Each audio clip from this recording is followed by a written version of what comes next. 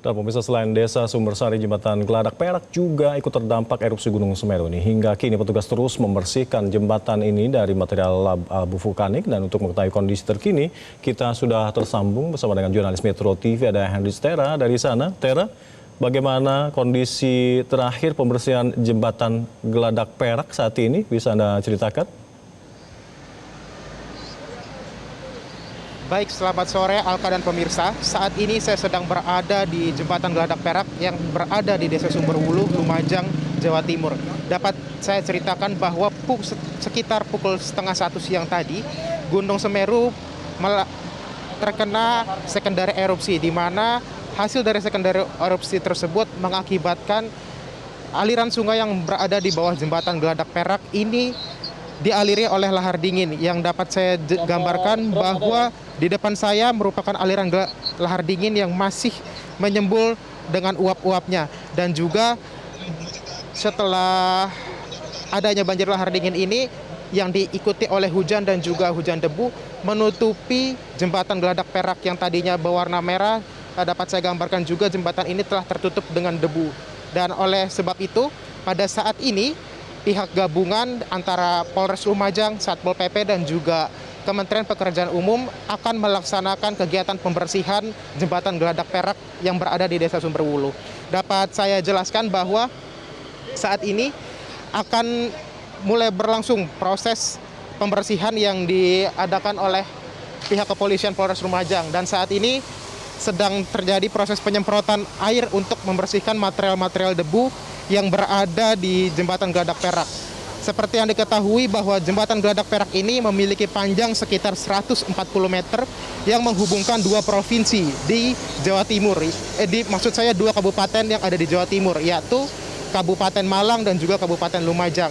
Dan selama proses pembersihan ini, bagi para pengendara yang akan melewati jembatan ini itu dilakukan buka tutup, di mana akan secara bergantian yang dari sisi satu dan sisi lainnya. Dan juga selama proses pembersihan ini terlihat bahwa pasukan dari Polres Lumajang turut menyemprotkan air secara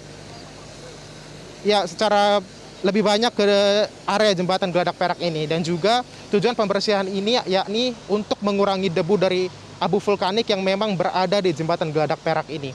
Dan tujuan dari pembersihan ini merupakan sebagai salah satu sarana bagi masyarakat untuk bisa melalui Jembatan Geladak Perak ini dengan nyaman. Karena jika jembatan ini tidak dibersihkan, maka pengendara yang lewat itu pandangan matanya itu tertutup oleh debu. Dan juga jika ada pengendara motor yang lewat, itu dari debu yang menyembul keluar, itu akan menghasilkan gangguan bagi penciuman. Oleh karena itu, polisi juga menghimbau bagi masyarakat yang memang melalui Jembatan Geladak Perak ini menggunakan kendaraan roda 2, harap menggunakan masker dan juga penutup hidung dan mulut supaya debu dari material abu vulkanik ini tidak mengganggu pernapasan dan penglihatan, seperti itu. Dan saat ini juga di bagian sana dapat saya gambarkan ada petugas PU yang juga sedang menyemprotkan air secara bergantian dengan mobil dari Polres Lumajang.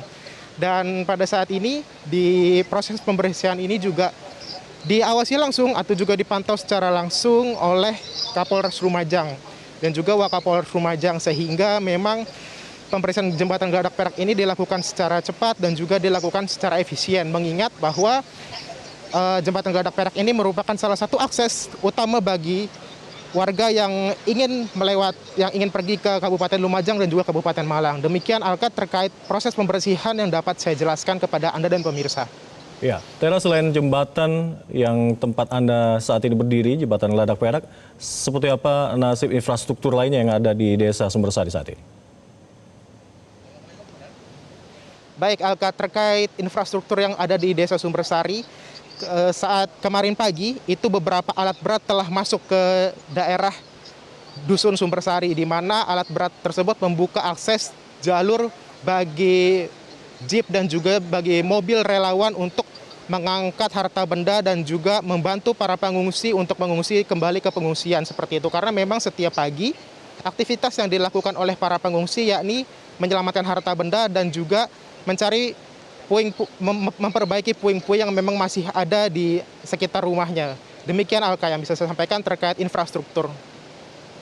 Baik, Tera, terima kasih melaporkan langsung dari seputaran Gunung Semeru. Terima kasih laporan Anda. Jelajahi cara baru mendapatkan informasi. Download Metro TV Extend sekarang.